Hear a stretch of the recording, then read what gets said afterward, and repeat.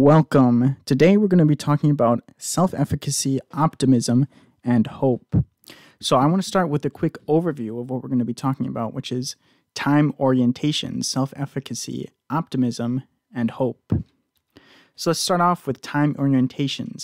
So this is how we think about our lives and the events that happen. And so there's a past orientation, a present orientation, and a future orientation. And so these can be momentary when we think about a certain time we're thinking about something. It can either be in a moment when we're thinking about the past, the present, or the future, or it can be trait-like when we have a disposition to think more about the past or more about the future. And so what actually happens when we think about the past, the present, or the future? Well, it's important to realize that there's cultural differences.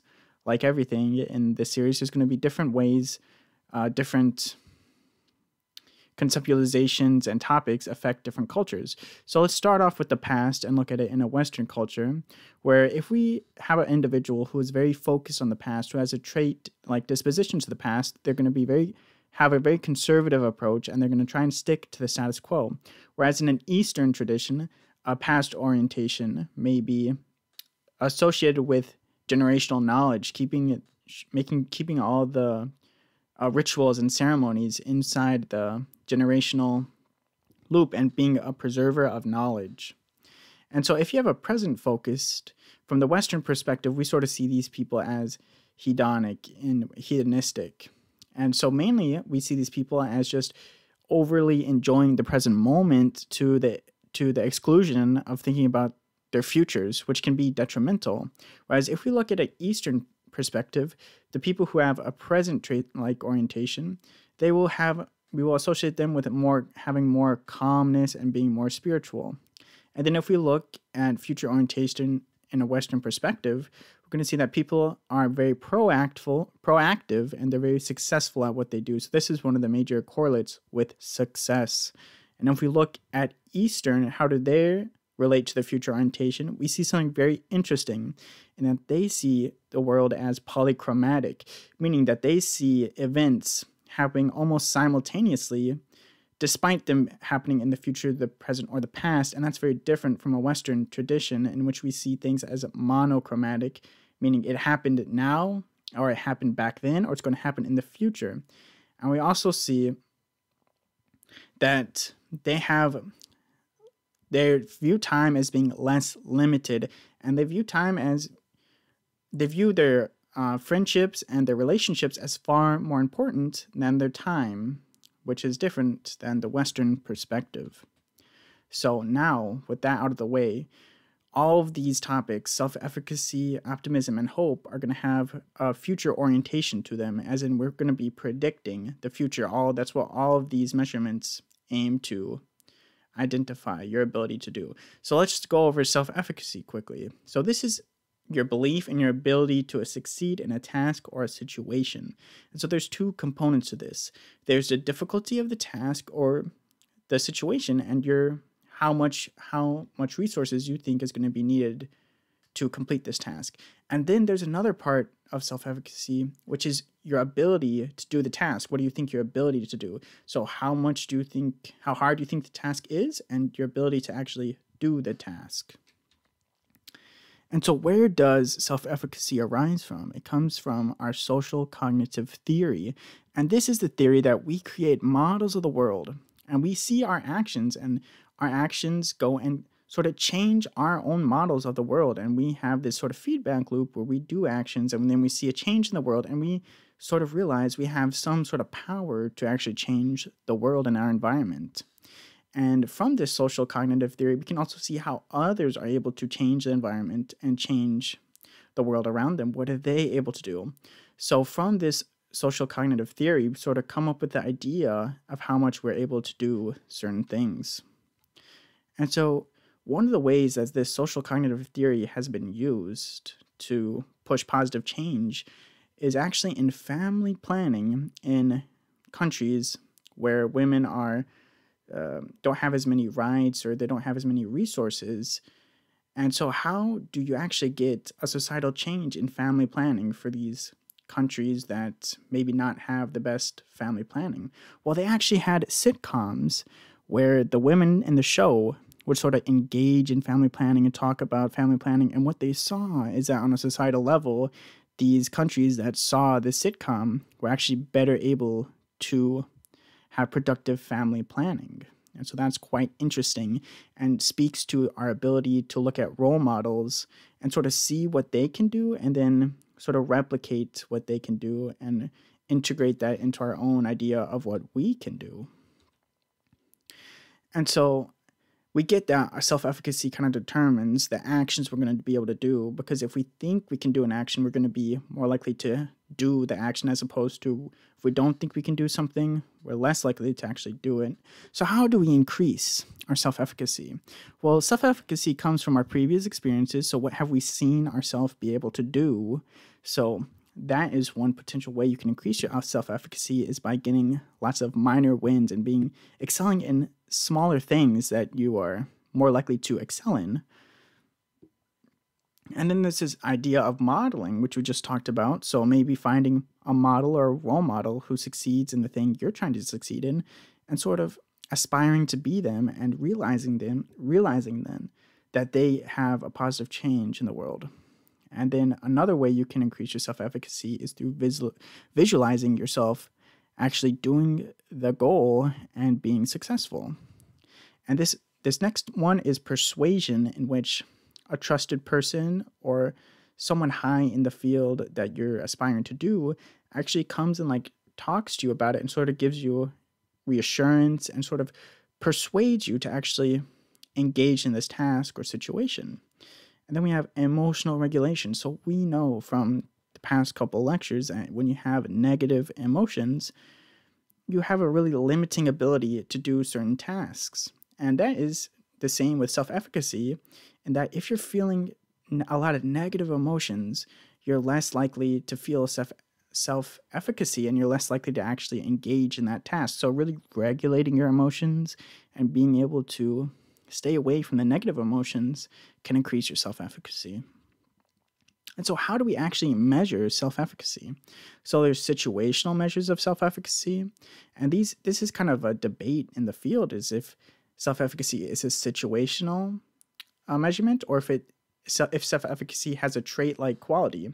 And so in the situational setting, they're able to measure self-efficacy in choosing careers, alcohol consumption, emotional regulation and emotional situations, coping, and then your self-efficacy in social situations. So these are just some of the ways that they measure self-efficacy in situational settings. And so there's this whole other part of the field that views self-efficacy as a trait, meaning it's more global in nature and it affects almost everything. And it's sort of one trait, and not so much that each situation has a different efficacy. So they came up with this brilliantly named scale called the self-efficacy scale. And what they found from this self-efficacy scale is that there's two factors in your overall self-efficacy, which is social self-efficacy and general self-efficacy, meaning that there's two separate dimensions or traits almost of self-efficacy, the social and then the general.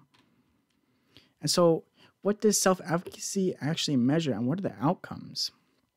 So psychotherapy is a tool that psychologists and psychiatrists use to improve people's self-efficacy. And why do they do that? It's that people are actually able to feel that they can make a change in the world and that they can take positive actions to make whatever sort of change they want to make in their life. So that's one of the big outcomes, is just you feeling in control of your life and being able to do what you set out to do. And now we're going to shift gears a little bit and talk about optimism. And so optimism is a belief that good things are going to happen to us. And so there's a pretty strong genetic component they found when they looked at studies comparing identical twins and fraternal twins. They found that there is quite a big genetic component, but the nurture side cannot be understated, and that how you are raised can also determine more of your optimism than genetics. And so if you're raised with family members who are optimistic as well, you're more likely to see that and sort of replicate that and be optimistic yourself. And they also noticed that socioeconomic struggles can actually really reduce someone's optimism. And unfortunately, it doesn't seem like this changes even after the social economic struggles are gone, especially if the economic struggles are in childhood. Those can be really disruptive to someone's ability to be optimistic. And so we just talked about optimism, but there's this whole other theory of optimism, which is called learned optimism. And now it's quite different than how we normally think about optimism. And this really focuses on our identity and how we feel like we are able to, and how we feel about ourselves. And so here I have a table. And so if you are an optimist, when a negative event happens, you're going to think that this event is very variable, meaning, okay, I failed a math test. Oh, well, that's okay. I don't always fail the math test. It's just once that I failed the math test. We're going to attribute our failing the math test to external circumstances, meaning, oh, my teacher, he was just really bad of a teacher, and that's why I failed. Then we're going to have a specific attribution about our own identity. So, I failed this math test, but hey, look, I know I failed the math test, but I do so well in all these other things like socializing, sports. It's not really a reflection of me as a person. And so then the pessimist, they're going to have a stable attribution, meaning, oh, I failed this math test just like always. I'm going to probably fail the next one and the next one. And I always fail these math tests. And they're going to think of it in a very internal way. Oh, I failed this math test because I'm stupid. Or I failed this math test because I didn't study enough. They're going to make some sort of internal attribution to why they failed or had a negative consequence. And then they're going to make a global attribution about themselves. Oh, I failed this math test. Therefore, I suck, or have less value as a human than other people. And it's not just a specific me failing this one test. It's me as a person. And so how do optimists go about the future? So they distance themselves from negative events, as we could see by their variable and external and specific attributions to negative events. And they're also able to link positive events to themselves. And so how do we measure optimism? So we just sort of talked about two definitions of optimism. So first, let's talk about the learned optimism, measuring it, which is an attributional style in adults. So this is just how they measure learned optimism, which is what we just talked about. And then there's a life orientation test, which measures our traditional sense of optimism and our traditional definition. But what they found when they were researching this is that there seems to be a bi-dimensional category of optimism in which people can be both optimistic and pessimistic at the same time. And it's not one scale from optimism to pessimism, but you can have two sort of different scores on both optimism and pessimism. And what they found was even more interesting is that this seemed to be highly culturally variable, meaning that this was true for some cultures, but not true for other cultures. So in some cultures, optimism is a unidimensional trait in which pessimism and optimism are just on one scale, but in other cultures, you can be both pessimistic and optimistic at the same time, which is very interesting. And so what are some of the outcomes of optimism? Well, with learned optimism and optimism in general, there's a lot of overlap. So if you are very optimistic, you can see an improvement in a lot of your outcomes, social and academic and sport related. You can have an increase in your productivity in work. You can feel more satisfied with your life. You have a lower susceptibility to depression. You have better coping skills. And you should get better health. And so this is sort of the same with optimism as well. And we can see really a strong increase in coping and dealing with health issues.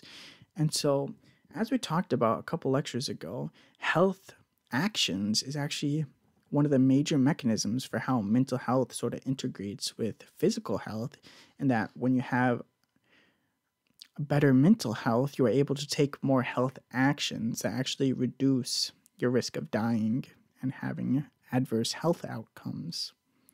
And so this was quite an interesting study they did on baseball players, in which they recorded for a season what baseball players said, and they sort of scored the team on their optimism about how they thought they were going to perform. And this was using the learned optimism model. And what they found was that the teams who had a very high learned optimism actually performed very well and went on to win spots in the playoffs, whereas teams who lacked learned optimism and were very pessimistic, they were not able to get onto the playoffs. And so this was really a predictor of how baseball teams would perform. And so finally, we're going to talk about hope. And we're going to look at the definition of hope by C.R. Snyder, which has this theory of hope has been studied for the past 2 decades and is very influential. And so this idea of hope is basically our goal-oriented thinking, our ability to engage with goal-oriented thinking. And there's 2 types of goal-oriented thinking, which is pathway thinking and agency thinking. So our pathway thinking is thinking about how we're going to overcome an obstacle, whereas agency thinking is thinking about your own agency and your ability to push through a task and ability to achieve the task. So here I'm going to try and bring a lot of things that we talked about in this lecture, and I'm going to try and bring them all together. So we have this diagram here, which looks kind of confusing. But so whenever we're trying to attain a goal, we start off with an emotional set, which is just our emotions at the time. And then we have some sort of outcome value that we're trying to achieve. And then we have our pathway thoughts and our agency thoughts, which is when any sort of surprise event comes into play, when anything, a stressor occurs. This is how we're going to push through and actually reach our goal, is through pathway thoughts and agency thoughts. And that's sort of where the hope comes in. And so what happens is either we achieve the goal or we don't. So if we fail to achieve the goal, that's going to affect ideas on our self-efficacy, as we have proven to ourselves that we cannot obtain this goal. Our self-efficacy is going to go down, and we're going to feel more negative emotions. And then the next time we try and achieve something, we're going to have, lower self-efficacy, and we're going to have a more negative emotional set. And we can also think about things as optimism. When we think about optimism, we have positive events associated with the future, and this will change our emotional set, which will increase our positive affect in the moment about thinking about this goal that, oh my God, we're so likely to achieve because we're so optimistic. And this will increase our self-efficacy and should actually be able to help us reach the goal. And we also know from previous lectures about positive affect and their ability to broaden our choices and actually give us more resources as we have the broadening effect of positive affect. So hopefully that sort of brings a lot of the concepts we talked about today in this lecture together. And so what are some of the outcomes of hope? So I like to think about self-efficacy and hope, as in self-efficacy is sort of our ideas about if we're going to be able to achieve the goal, whereas hope is actually our ability to think about how we're going to achieve the goal, and sort of more of our actual raw ability, our raw goal achieving ability. So what can we expect if we have high levels of hope? Well, we can expect a lot of better outcomes in academics, sports, health, and even psychotherapy outcomes. And so what's really interesting is when they're doing these studies, they look at it from a bunch of different cultures, and what they realize is that different people have different reasons why they think they can achieve something, why they have agency thinking. And they noticed for Asian Americans, positive affect was one of the biggest origins of agency thinking, whereas life satisfaction was for European Americans and rational thinking was for Latinos. And so this is really interesting in that different cultures have different origins of their hope. And so, with that, I would like to conclude today's lecture. Thank you all very much for watching. There's a Discord link in the description. I would love for you to join the Discord and provide feedback and provide some topics that you are interested in learning about. And thank you all for watching.